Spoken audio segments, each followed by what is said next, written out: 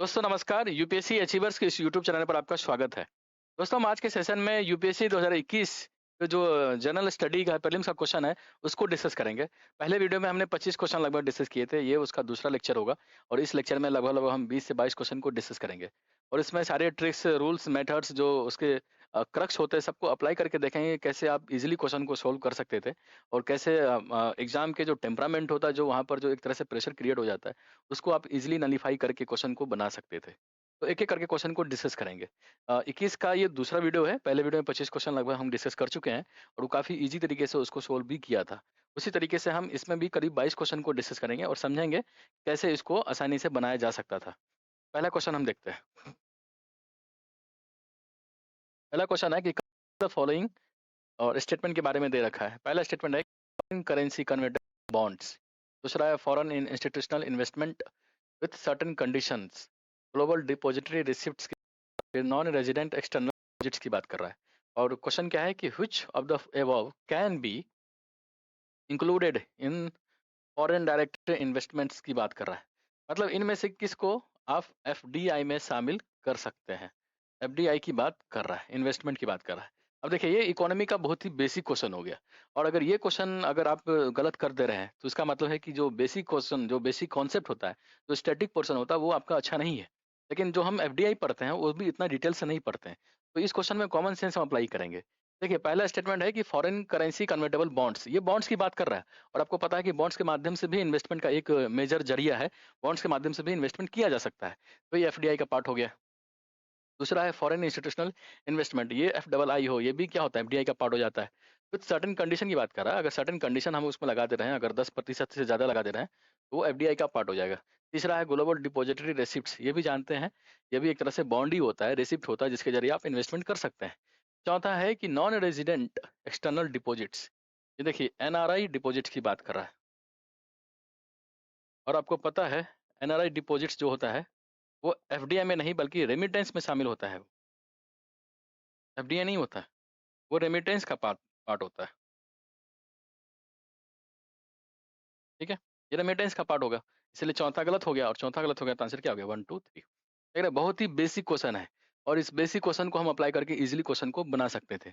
और ये इकोनॉमी का जो शुरुआती चैप्टर हम पढ़ते हैं, जैसे बैलेंस ऑफ पेमेंट्स, उसमें ये तो हम पढ़ते ही हैं, काफी डिटेल में पढ़ते हैं, तो उसको क्वेश्चन बना दिया था। बहुत आसान क्वेश्चन है।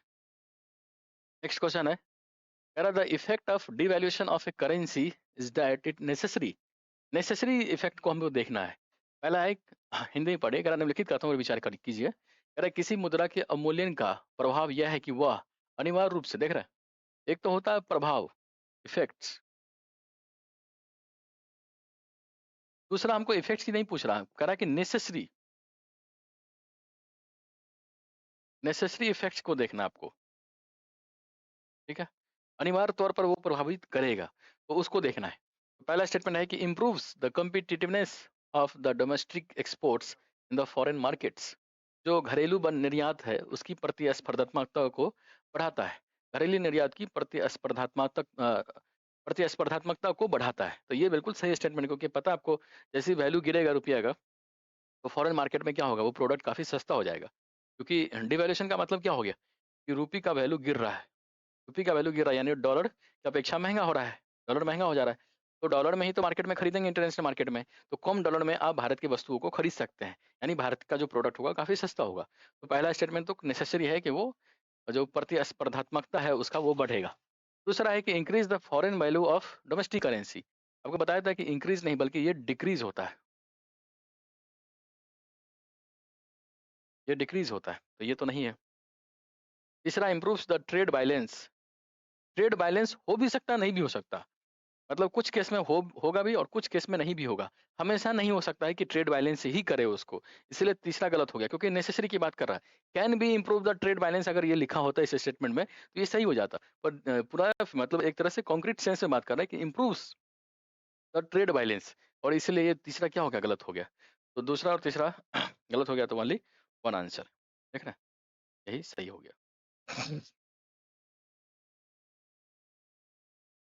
नेक्स्ट क्वेश्चन है, with reference to Indian economy, demand pull inflation की बात कर रहा है। Can be caused increased by which of the following, can caused या इंक्रीज। देखिए डिमांड पुल इन्फ्लेशन बात है।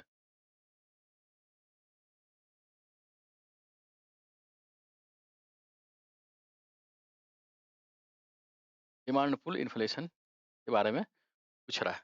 अब देखिए डिमांड पुल इन्फ्लेशन, इन्फ्लेशन का मतलब क्या हो गया कि जो महंगाई है वो बढ़ रहा है। तो महंगाई बढ़ रहा है तो महंगाई तो बहुत कारण से बढ़ रहा है, और हमको पूछ रहा है डिमांड पुल इन्फ्लेशन, यानी डिमांड की वजह से महंगाई बढ़ रहा है प्रोडक्ट का।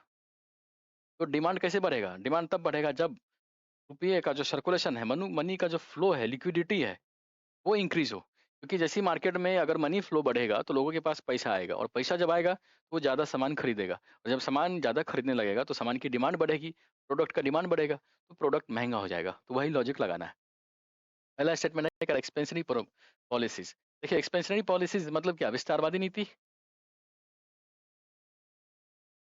और विस्तारवादी नीति के माध्यम से आपको जानते हैं कि इससे लिक्विडिटी क्या होता? बढ़ता है।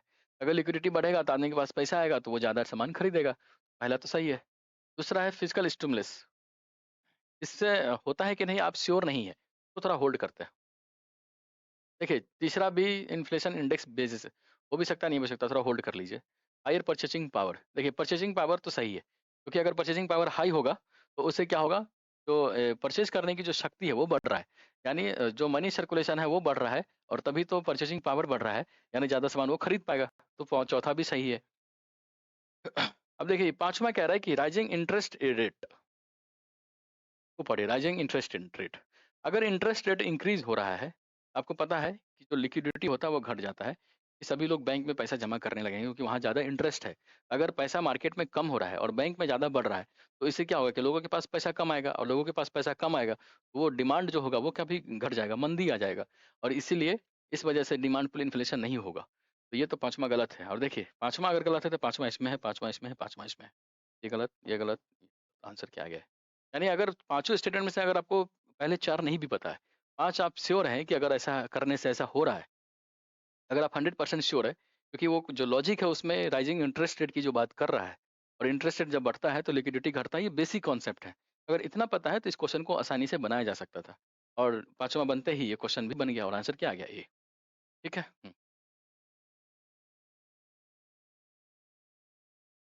नेक्स्ट क्वेश्चन को देखते हैं। With reference to water credit consider the following statements. Water credit के बारे में पूछ रहा है। अब देखिए वाटर क्रेडिट के बारे में ये कॉन्सेप्ट तो है, लेकिन जनरली किसी ट्रेडिशनल बुक में आपको नहीं दिखेगा, कहीं पे किसी की कोचिंग की क्लास नोट्स में नहीं दिखेगा। लेकिन यूपीएससी ने इस क्वेश्चन को पूछा। पूछने का जो पीछे लॉजिक क्या हो सकता है? लॉजिक ये हो सकता है कि भाई आप कॉमन सेंस लगाइए, क्वेश्चन को पढ़िए, और जो ट्रिक्स एंड टेक्निक है जो क्वेश्चन बनाने का यूपीएससी प्रीलिम्स का, उसको अप्लाई करिए। हमने जब 2023 के क्वेश्चन डिस्कस किए थे तो उसमें ट्रिक्स को काफ़ी डिटेल में डिस्कस किया था, और उसी समय मैंने एक तरह से बोला था आपको कि जब मैं 21 का 20 का 13 तक जब पेपर डिस्कस करूंगा तो हर हर हर वीडियो में ट्रिक्स डिस्कस नहीं करूंगा, बल्कि सीधे क्वेश्चन को उस ट्रिक्स को उस क्वेश्चन में अप्लाई करके ही समझाएंगे। वहां पर मैंने एक ट्रिक्स बताया था आपको, मिनिस्ट्री वाला, ऑर्गेनाइजेशन वाला। मैंने क्या समझाया था कि जिस स्टेटमेंट में यूपीएससी के किसी क्वेश्चन के स्टेटमेंट में अगर किसी कथन में किसी ऑर्गेनाइजेशन, किसी डिपार्टमेंट, किसी मिनिस्ट्री, किसी बॉडी, किसी विंग, किसी इंस्टीट्यूशन का जिक्र है, तो जनरली ऐसे स्टेटमेंट गलत होता है। यूपीएससी का जो ट्रेंड रहा है वो उसको चेंज करने का रहा, एक्सचेंज कर देती है यूपीएससी, और वो ऐसे स्टेटमेंट गलत हो जाता है। तो बढ़िए अब इसी वही ट्रिक को इसमें अप्लाई करेंगे। पहला स्टेटमेंट है कि it puts micro finance tools to work in the water and sanitation sector. इसी बंद कर दिया क्या? क्यों? चलो पंखा। It puts micro finance tools to work in the water and sanitation sector. देखिए ये हो सकता है आपको पता ना हो, जरा पढ़िए। कह रहा है it is a global initiative launched under the aegis of the World Health Organizations and the World Bank. देखिए ऑर्गेनाइजेशन की बात कर रहा है,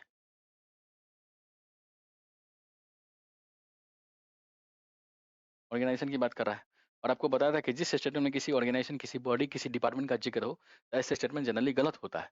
दूसरा तो गलत हो गया, और दूसरा गलत है तो दूसरा इसमें है, दूसरा इसमें है, दूसरा इसमें है। ये गलत, ये गलत, ये गलत। आंसर क्या आएगा? 1 in 3। 1 in 3।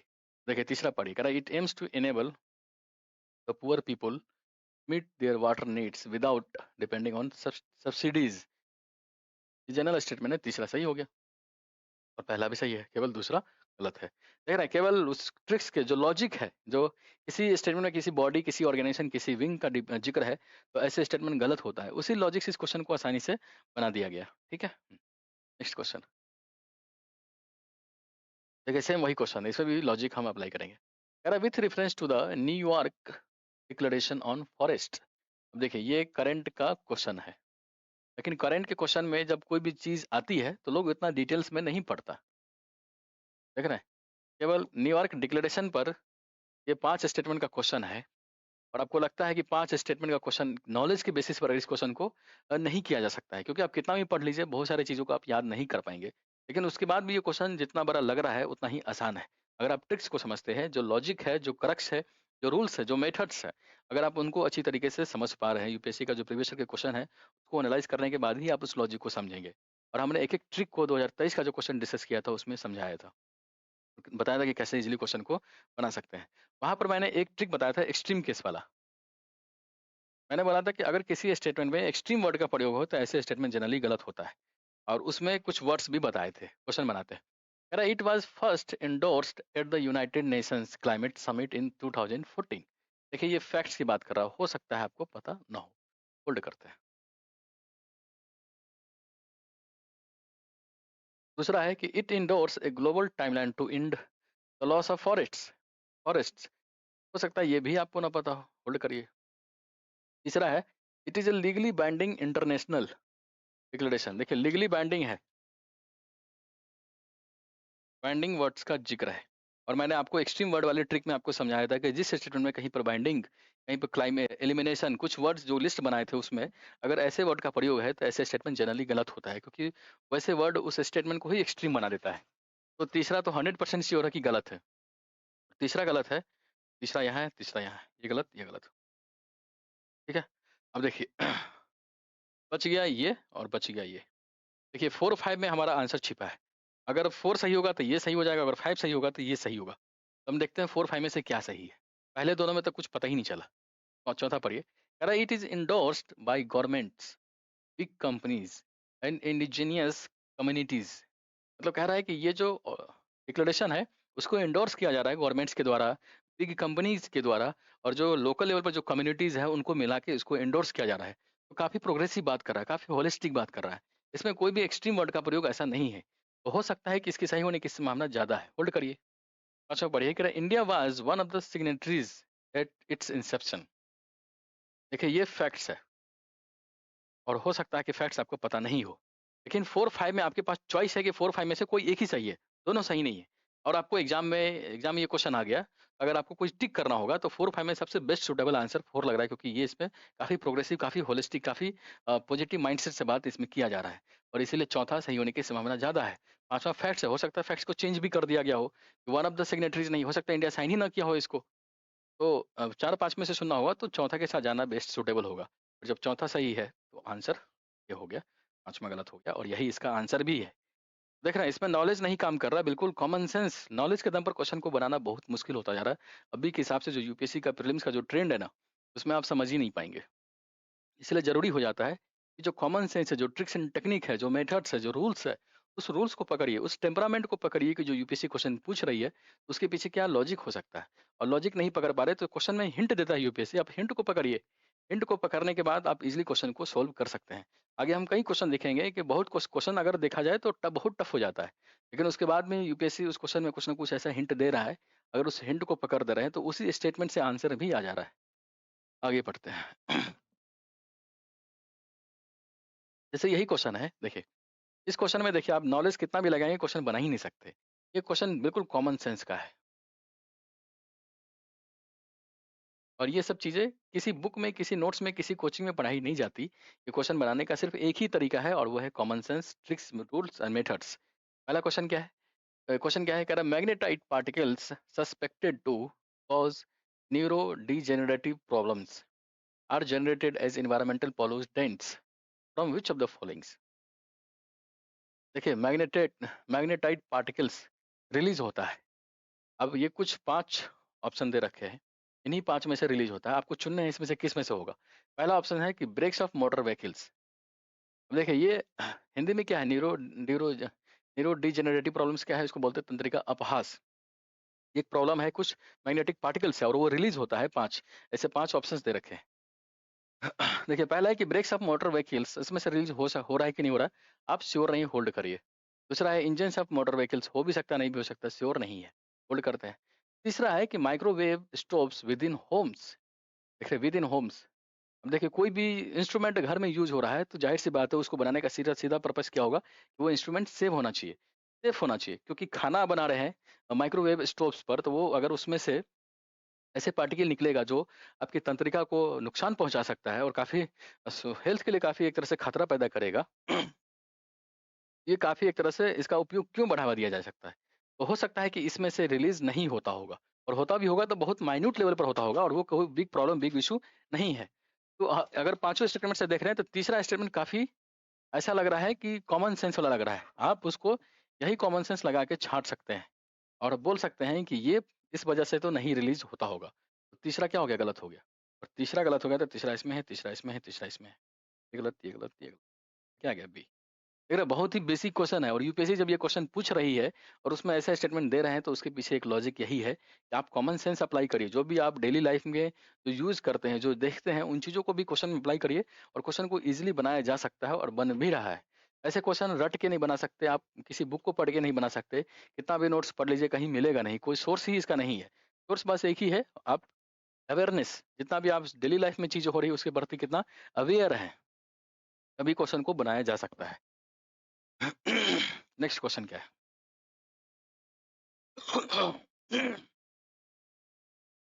नेक्स्ट क्वेश्चन है क्या, which one of the following ancient towns is well known for its elaborate system of water harvesting management by building a series of dams की बात कर रहा है, and channelizing water into connected reservoirs, ठीक है, water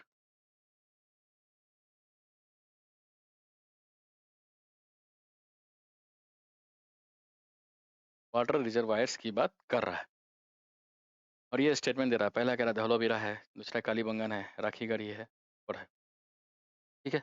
अब देखिए ये जब क्वेश्चन 2021 में आया था तो 2021 में एक न्यूज़ बहुत फेमस हुआ था और वो था धौलावीरा को लेकर।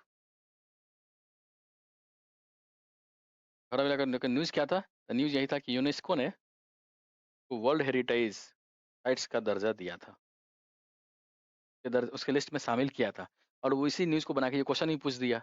ये दो चीज़ें हैं, एक तो ये है कि आपको ये फैक्ट्स पता होना चाहिए किसके लिए बात कर रहा है। बहुत लोगों को हो सकता है कि फैक्ट्स नहीं पता हो। तो दूसरा तरीका क्या है कि जो न्यूज़ चल रहा था उसमें, जैसे मैंने ये क्वेश्चन बनाया था तो उस टाइम मुझे ये फैक्ट्स उतना पता नहीं था। लेकिन चूँकि ये न्यूज़ में था तो मुझे ये श्योर था कि धौलावीरा काफ़ी न्यूज़ में है तो क्वेश्चन आ सकता है और क्वेश्चन आया भी। तो जैसे ही ये क्वेश्चन देखा तो मैंने सीधे आँख मूंद के टिक कर दिया, इसका आंसर धौलावीरा होगा। लेकिन जब आप हिस्ट्री पढ़ेंगे तो उसमें धौलावीरा के लिए ही बात की जा रही है, क्योंकि धौलावीरा जो था एक तरह से पोर्ट सिटी है और वहाँ पर वाटर हार्वेस्टिंग के सिस्टम काफ़ी डेवलप थे, डैम्स काफ़ी सिस्टम थे, जो वाटर को चैनलाइज करने का जो प्रोसेस है वो भी काफ़ी एक तरह से हाई लेवल का था, काफ़ी इंप्रूवमेंट उसमें दिखाई पड़ता है। तो वो उसी लिए बात कर रहा है, धौलावीरा के सेंस में ही ये बात कर रहा है और इसका आंसर भी क्या है, धौलावीरा, ठीक है। देख रहा है कभी कभी जो फेमस चीजें न्यूज में जो रहता है यूपीएससी उसको डायरेक्ट उसको इश्यूज बना के डायरेक्ट उससे रिलेटेड क्वेश्चन को पूछता भी है। इसीलिए अवेयर रहना बहुत ज़रूरी है। जो चीज़ें घट रही हैं, जो हो रहा है, उसको खासकर आप बार-बार उसको पढ़िए, बार-बार रिवाइज़ करिए, तभी जो क्वेश्चन बनेगा तो उसको आप अप्लाई करिए। लेकिन क्वेश्चन बनने के बाद भी कॉमन सेंस जो है ना, वही आपका मेन इंस्ट्रूमेंट है, मेन आपका हथियार है। अगला क्वेश्चन पढ़ते हैं। कह रहा है कंसीडर द फॉलोइंग स्टेटमेंट्स। पहला है कह रहा है the Montagu Chelmsford reforms of 1999, 1919 की है। Recommended granting voting rights to all, देख रहे हैं ऑल द वुमेन की बात कर रहा है। ऑल द वुमेन काफ़ी एक्सट्रीम हो गया। देखिए इसमें भी है, ये तो एक तो ये है कि आपको पता होना चाहिए फैक्ट्स, हो सकता है आपको फैक्ट्स पता नहीं है। तो इसमें ऑल द वुमेन की बात कर रहा है एबव द एज ऑफ 21, सभी वुमेन को वोटिंग राइट्स देने की बात कर रहा है, ये काफ़ी एक्सट्रीम हो गया, इसीलिए ये गलत हो गया। और फैक्चुअली अगर आप जाएंगे तब भी ये गलत है, क्योंकि सभी महिलाओं को नहीं दिया गया था। दूसरा पढ़िए, कह रहा the government of India act 1935 के women reserve seats in legislature, काफ़ी जनरल बातें हैं और ऐसा हुआ भी था। जनरल बातें मैं इसलिए कह रहा हूँ क्योंकि इसमें कोई भी नेगेटिव वर्ड्स, कोई भी एक्सट्रीम वर्ड्स का प्रयोग नहीं है और फैक्चुअली ये करेक्ट भी है क्योंकि ऐसा हुआ था। तो दूसरा सही है, पहला गलत ही था। देख रहा है? काफ़ी ईज़िली जो यूपीएससी के क्वेश्चन अभी हाल के दिनों में जो आ रहे हैं, काफ़ी ईज़ी तरीके से उसको बनाया जा सकता है और बन भी रहा है। ज़रूरी है कि आप हिंट को पकड़िए, आप लॉजिक को पकड़िए, आप ट्रिक्स को पकड़िए, जो मेथड्स चलते हैं उस मेथड्स को पकड़िए और वो मेथड्स तभी आप समझ पाएँगे जब आप यूपीएससी के प्रीवियस ईयर के क्वेश्चन को बार-बार प्रैक्टिस करेंगे। बार-बार प्रैक्टिस करने से आपका यूपीएससी को जो क्वेश्चन पूछने का जो टेम्परामेंट होता है, आप उसको ईज़िली समझ सकते हैं और उसको अप्लाई कर सकते हैं। नेक्स्ट क्वेश्चन क्या है? कह रहा who among the following is associated with songs from prison a translation of ancient Indian religious lyrics in English. देखिए, सॉन्ग्स फ्रॉम प्रिजन एक ट्रांसलेशन है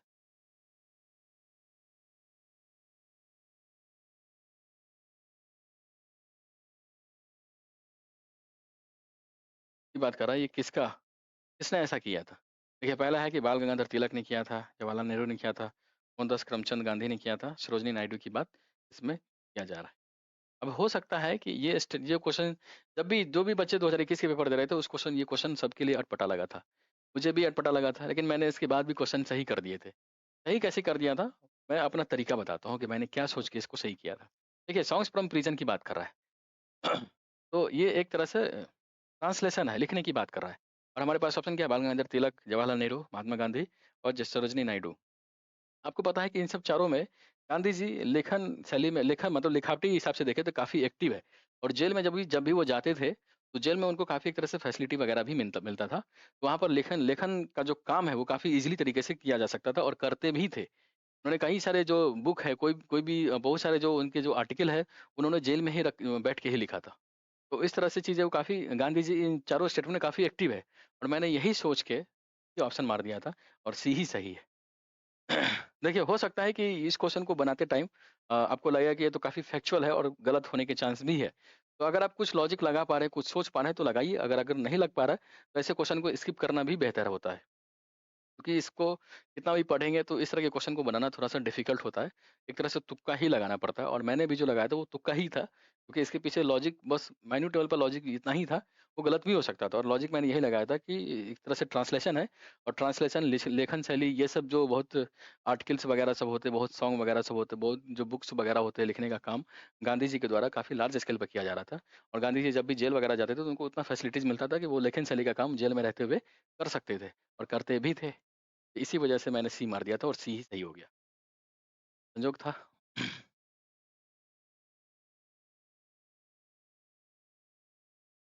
नेक्स्ट क्वेश्चन है, कह रहा who among the following was associated as secretary with Hindu female school which later came to be known as Bethune female school. देखिए,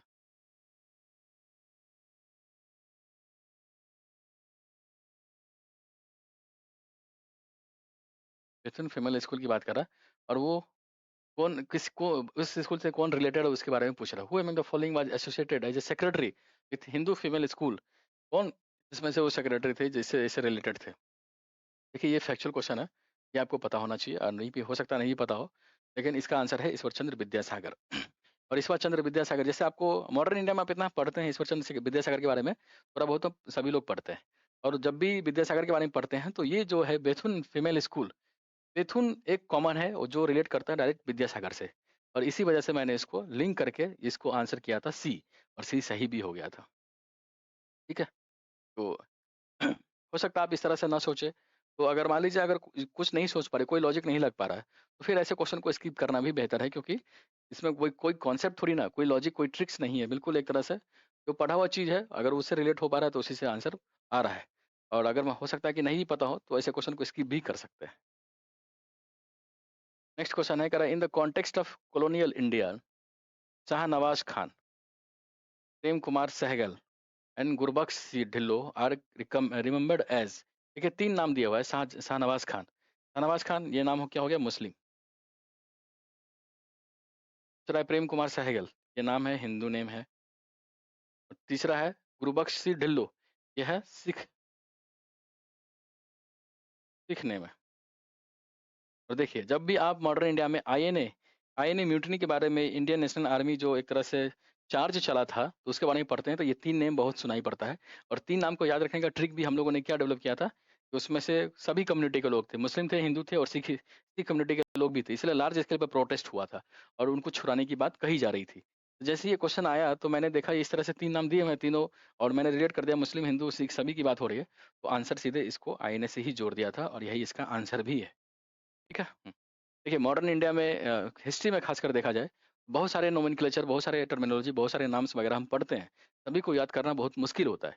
लेकिन किसी हर नाम के पीछे कोई ना इंसिडेंट होता है, कुछ कहानी होती है, कुछ स्टोरी होते हैं, कुछ लॉजिक होता है। अगर उस तरह से रिलेट करके आप किसी स्टोरी को बनाकर याद रखते हैं, जब क्वेश्चन आएगा तो थोड़ा-सा रिलेट करके आप डायरेक्टली क्वेश्चन को बना भी सकते हैं। और ये दोनों क्वेश्चन पूछने के पीछे जो लॉजिक है, लॉजिक वही है कि आप रटिए मत, फैक्ट्स के हिसाब से मत बनाइए, कुछ लॉजिक सोचिए, क्या ऐसा पूछ रहा है? जैसे पहला ही क्वेश्चन था कि फीमेल स्कूल, फीमेल एजुकेशन की बात कर रहा है, और फीमेल एजुकेशन में चारों में से सबसे ज़्यादा एक्टिव थे विद्यासागर, वो सही हो गया। अब फिर इसमें से 3 नाम दे रखा है, और 3 नाम जो रिलेट कर रहा है वो आईएनए से ही रिलेट कर रहा है, क्योंकि जब आईएनए पढ़ेंगे तो ये 3 नाम वहाँ पढ़ते ही पढ़ते हैं बच्चे, और वो काफ़ी कॉमन हो जाता है। हाँ, ठीक। इसीलिए क्या हो गया? डी आंसर हो गया। नेक्स्ट क्वेश्चन देखते हैं। क्वेश्चन क्या है? जरा निम्नलिखित कथनों पर विचार कीजिए। पहला स्टेटमेंट है कि यूनिसेफ द्वारा 21 फरवरी को अंतर्राष्ट्रीय मातृभाषा घोषित किया गया। देखिए इस क्वेश्चन को बनाने के 2 तरीके हैं। पहला तो ये आपको फैक्ट्स है, फैक्ट्स आपको पता होना चाहिए।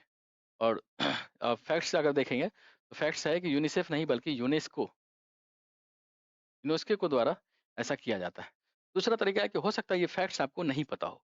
तो अगर ये फैक्ट्स नहीं पता है तब भी किया जा सकता है। और अभी जस्ट हमने एक ट्रिक्स देखा था कि किसी भी स्टेटमेंट में अगर कोई ऑर्गेनाइजेशन, कोई विंग, कोई बॉडी, किसी इंस्टीट्यूशन की बात कर रहा है, तो ऐसे स्टेटमेंट जनरली गलत हो जाते हैं। और उसी लॉजिक से इसमें यूनिसेफ की बात कर रहा है, और कह रहा है कि यूनिसेफ ने 21 फरवरी को अंतर्राष्ट्रीय मातृभाषा दिवस घोषित किया है, जबकि ये गलत है। ऐसा यूनेस्को ने किया था, यूनिसेफ ने नहीं किया था। और वो जो लॉजिक, जो ट्रिक्स है, उसको भी अप्लाई करेंगे तो ये गलत हो जाता है। दूसरा है कि अगर पाकिस्तान की संविधान सभा में यह मांग रखी गई कि राष्ट्रभाषाओं में बांग्ला को भी सम्मिलित किया जाएगा। देखिए ये भी लॉजिक है। आपको पता है कि जब पाकिस्तान बना था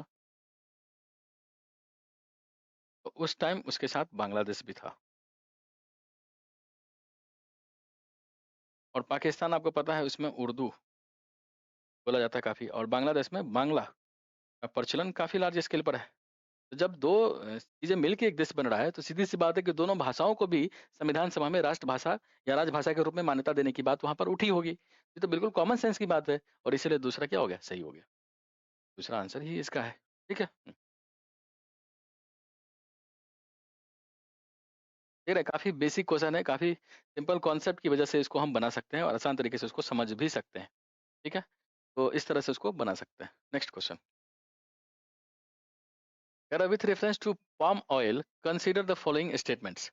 देखिए पाम ऑयल के बारे में पूछ रहा है,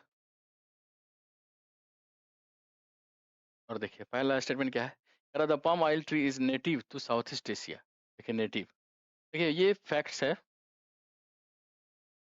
इसके बारे में हो सकता है आपको पता नहीं हो, श्योर नहीं हो। आगे बढ़ते हैं। दूसरा कह रहा the palm oil is a raw material for some industries producing lipstick and perfumes.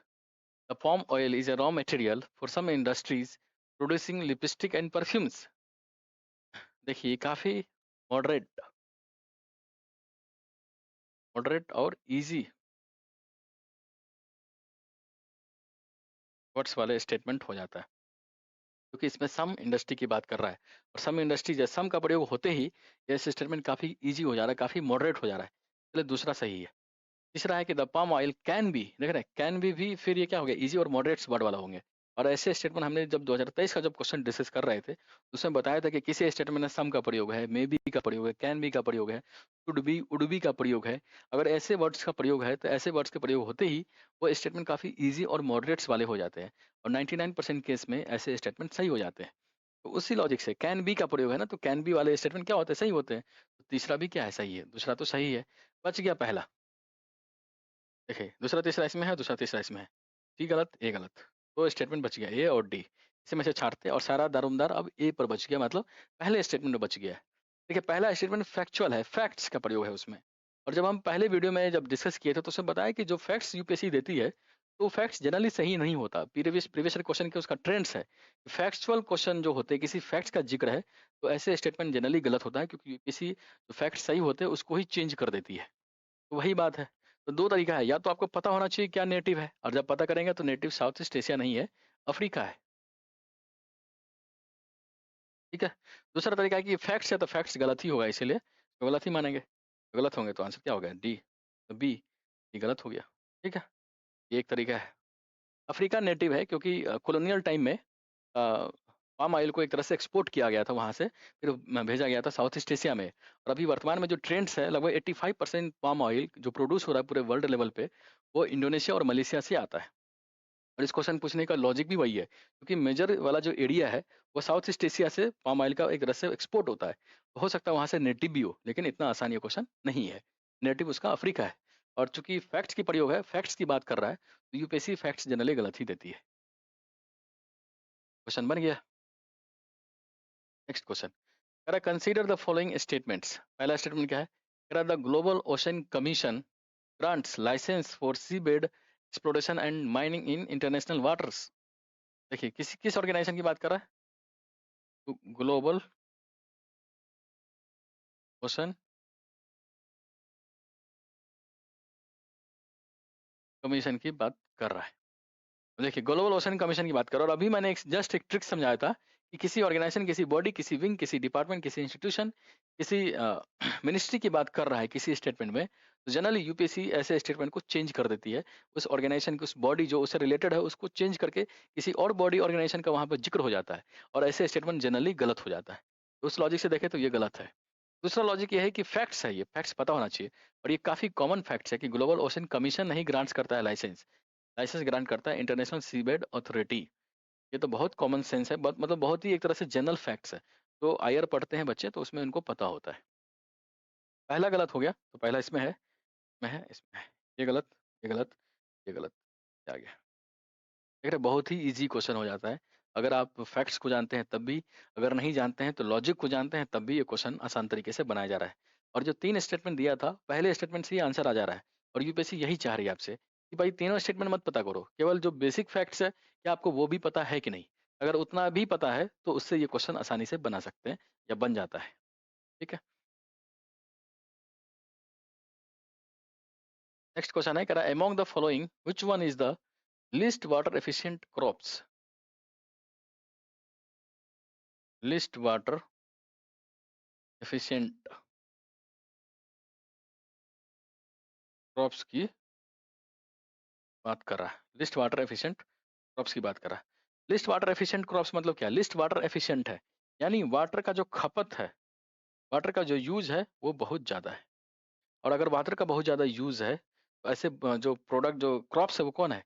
वो वैसा एक ही है, शुगर केन। आपको पता है गन्ना की खेती में बहुत ज्यादा वाटर यूज होता है, बहुत ज्यादा उसमें वाटर का प्रयोग होता है, और तभी वो गन्ना की उत्पादकता काफी बढ़ता है।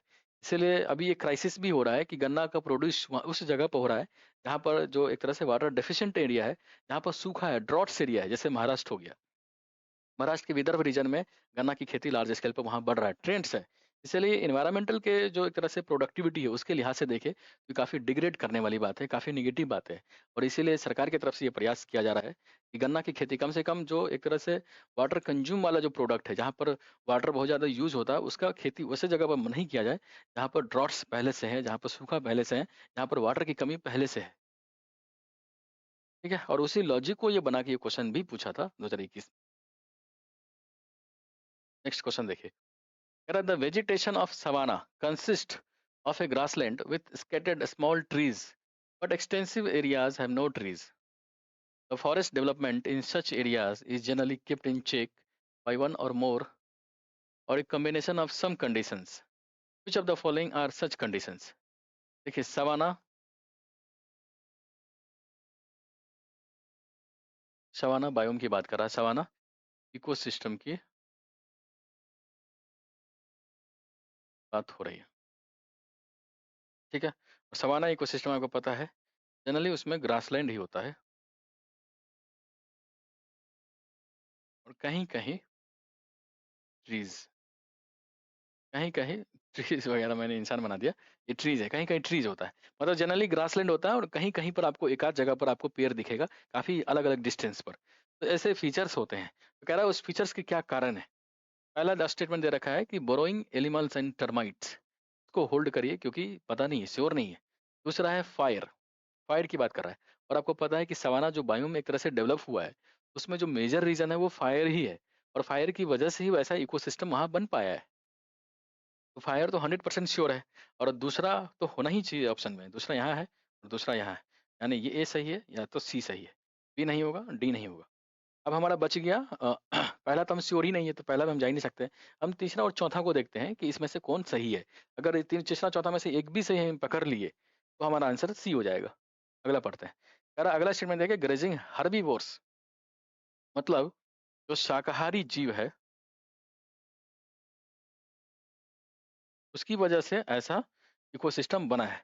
और आप सवाना बायोम जब पढ़ते होंगे तो उसमें ऐसा फीचर्स डेवलप होने के लिए दूसरा कारण हम फायर के अलावा हर्बीवोर्स, ग्रेजिंग हर्बीवोर्स को ही पढ़ते हैं, क्योंकि सही बात है, जो वहाँ पर एक तरह से जो शाकाहारी जीव जंतु है, वो जो पौधा वहाँ पर उगता है उगने से पहले ही बहुत ज़्यादा विकसित नहीं होता, उससे पहले ही उसको खा लेता है। जब वो उसको खा लिया जाएगा तो कैसे वहाँ पर ट्री जो इकोसिस्टम है, जो ट्रीज है, जो पेड़ पौधे हैं, काफ़ी डेवलप होगा, काफ़ी एक तरह से पिछड़ा हो जाता है, पिछड़ापन हो जाता है। इसीलिए ग्रेजिंग हर्बीवोर्स जो होगा वो तो होना ही चाहिए, यानी दूसरा सही तीसरा भी सही। तो दूसरा तीसरा इसी में है, तो आंसर क्या आ गया, सी। चौथा पढ़ेंगे, सीजनल रेनफॉल, आपको पता है कि ये भी सही है। रेनफॉल वहाँ पर काफ़ी सीजनल होता है, हमेशा बारिश वहाँ नहीं होती। और जब सीजनल रेनफॉल होगा वहाँ पर, तो जो पेड़ पौधे को डेवलप होने के लिए जितना चाहिए रेनफॉल उतना नहीं मिल पाता उसको। ठीक है। नेक्स्ट क्वेश्चन कह रहा the term ACE2 is talked about in the context of, ये एक तरह से ये फैक्ट्स है जो हो सकता है आपको पता नहीं हो, लेकिन ये क्वेश्चन 2021 में पूछा था, और 2021 में पूछा था तो उस समय पता है आपको, कोरोना की बहुत मारामारी थी। और कोरोना क्या है, वायरल डिसीज, तो आंसर क्या आ गया, स्प्रेड ऑफ वायरल डिसीज। इसी लॉजिक से मैंने इस क्वेश्चन को बनाया भी था, क्योंकि ACU2 बहुत अननोन टर्म था एक तरह से, लेकिन उस टाइम काफ़ी यूज भी हो रहा था, और कोरोना वायरस काफ़ी बढ़ रहा है, तो एक तरह से वायरल डिसीज से रिलेट किया है, और उसी से रिलेट करके ये क्वेश्चन बन गया। नेक्स्ट क्वेश्चन है, कह रहा which one of the following is reason why astronomical distance are measured in light years. देखिए लाइट ईयर्स में मेजर करने के रीजन क्या है, आपको पता है लॉजिक क्या है। तो आपको पता है कि लाइट्स जो है, जो स्पीड है उसका, वो सभी मीडियम में सेम होता है, और सभी मीडियम में अगर सेम होता है तो अब चूंकि जो टेरेस्ट्रिकल ऑब्जेक्ट है, जो एस्ट्रोनॉमिकल जो डिस्टेंस है, जो ऑब्जेक्ट्स वगैरह होते हैं, वो काफ़ी, अभी जो इन्वायरमेंट है, जो ट्रोपोस्फियर है, तभी तो वहां तक तो एटमॉस्फेयर है, उसके बाद एक तरह से वैक्यूम है। लेकिन लाइट क्या है, वो एटमॉस्फेयर में भी ट्रेवल करता है और वैक्यूम में भी ट्रेवल करता है, तो दोनों चीज़ें वहाँ उसमें काउंट हो जाता है। अगर वो इस तरह से हम देखेंगे तो हमारा आंसर क्या आ जाएगा कि light always travels in straight line, नहीं ये नहीं, speed of lights is always same. और यही करेक्टरिस्टिक्स है, इसी वजह से हम एस्ट्रोनॉमिकल डिस्टेंस को मापते हैं लाइट ईयर्स में, क्योंकि जो लाइट का डिस्टेंस है, जो स्पीड है, वो सभी मीडियम में सेम होता है। ठीक है।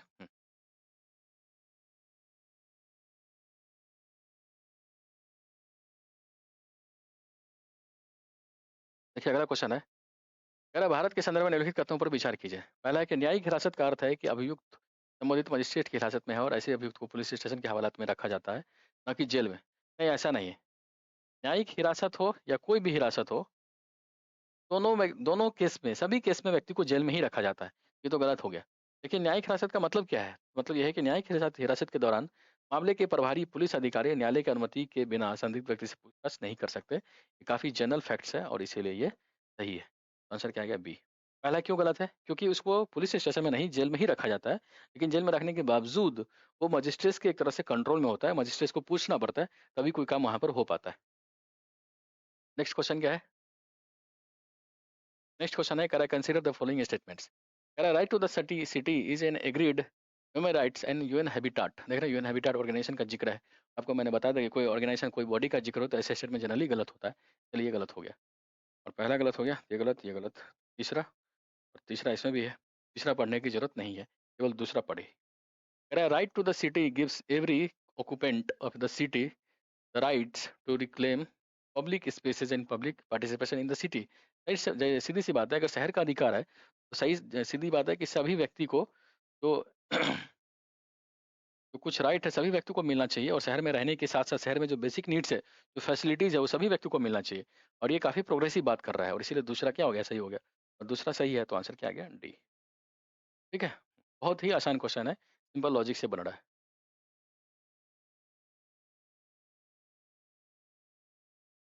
देखिए अर्बन कोऑपरेटिव बैंक के बारे में है, with reference to urban cooperative banks in India consider the following statements.